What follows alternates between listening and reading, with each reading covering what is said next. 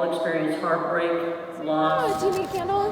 devastation. One by one, friends, family, and Bowling Green residents entered the ballpark, each one affected by the recent tornado that left 17 people dead in Warren County. Yeah, when that hit. Bonita Jones was the first to arrive at the vigil. Because I love Bowling Green, and it's my hometown, and I love the people that's in it. And it's heartbreaking. Jones is a former first responder, and it didn't take long for much of the area behind home plate to begin to fill with people. It's horrendous. Kim Harold didn't know anyone who passed away, but lives just one block from the destruction. Mentally, physically, financially, homes, pets, everything. It'll come back, but everyone's got to be patient, and it's going to be hard. He was a natural-born leader. During the ceremony, those who knew some of the victims shared memories. He loved to celebrate the accomplishments of others. As loved ones consoled each other. Oh, we're strong people. We get down, but don't count us out because we're fighters. As candles were lit, voices and prayers were raised.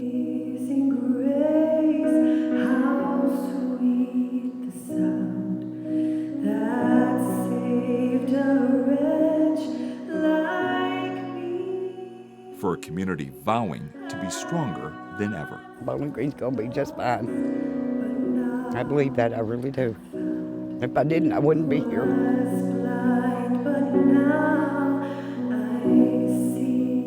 In Bowling Green, Kentucky, Joel Skipper, WDRB News.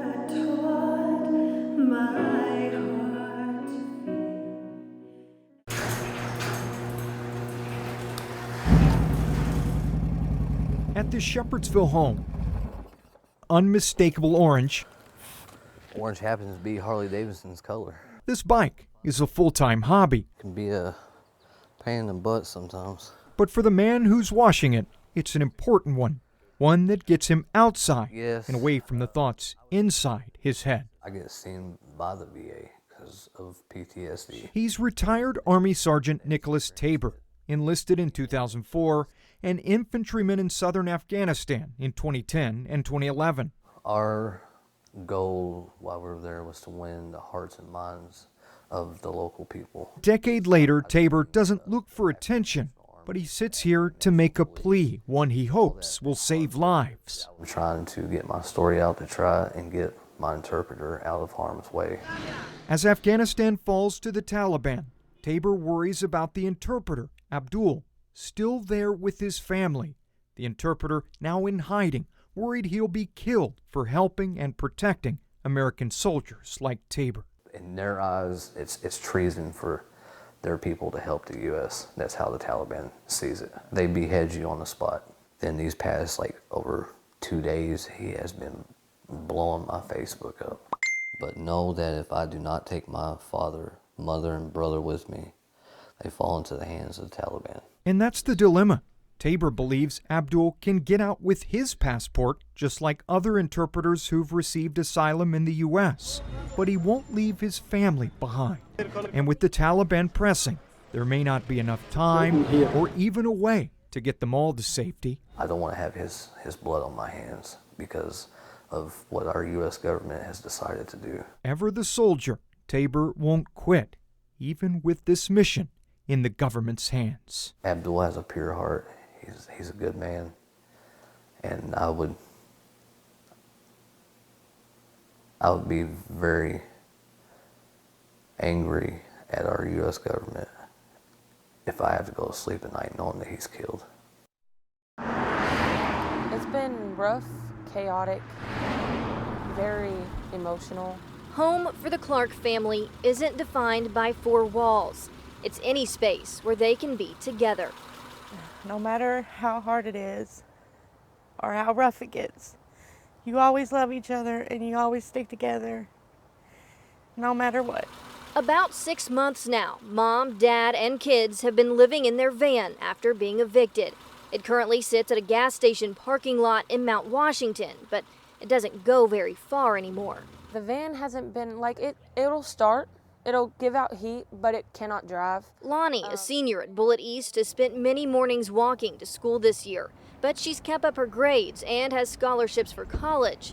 And she's not letting a troubled time define her future. Me being successful can help my family. I know it can help my family, and that's what drives me to do it.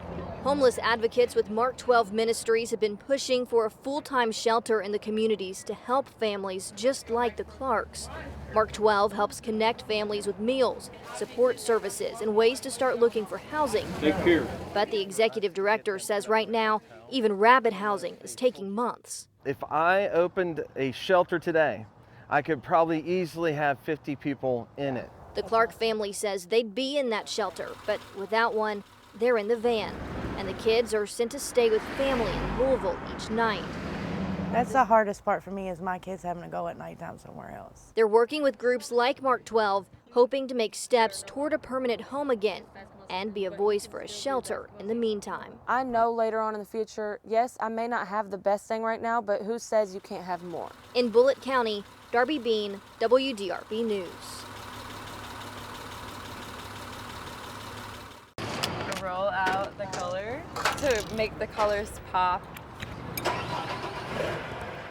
On a sweltering summer afternoon, Louisville artist Whitney Olson is getting ready for work. Like basically rolling it. And her office, for now, is 20 feet up on a cherry picker. Her canvas, this MSD pumping station at 4th and Main Street. Past this building almost 3 times a week, 4 or 5 times a week. So I was like, I totally know what that building is, and thank God, because it needed some life. Life given to what was once just an all-white 2-story building. MSD commissioned her to paint its station by using $120,000 toward the cost of hiring Olson, building prep, landscape removal, and supply costs. We had no idea that she was 1, local, and 2, a U of L graduate, and 3, so young. And so it's just exciting all the way around. The theme is safe, clean waterways. Nearly every inch of the building depicts parts of the Ohio River. From river lilies to catfish and turtles, the main pipes will soon be painted to represent a waterfall that leads into a glass shimmering pool. A lot of them are, the full tile, but everyone that is broken, I had a hand crack. The mural will soon have a 3D aspect that will focus on light and how the building looks at different parts of the day. We've got glass fish that are coming, we've got glass birds, a glass heron of sorts. Olson got the proposal last summer, and after sketching it, it was time to take it to the walls. It's just been an all-day, everyday thing. Like I've worked on it probably all day, every day since January. So then I just kind of Bob Rossed it, like happy strokes, stepping away, running across the street, looking at it, running back. She's done similar murals in Nashville and for music festivals, but this is her pride and joy, and her biggest piece yet. You kind of have to have a big picture in your head, and slowly but surely it sort of works its way to become what it is. Even though it's not done, it doesn't take long for people to stop by and take photos. It's a huge compliment for Wilson, whose passion is now hard to miss, and for others to enjoy. Every time I pass it, I'm so excited. I love it because it's just so colorful.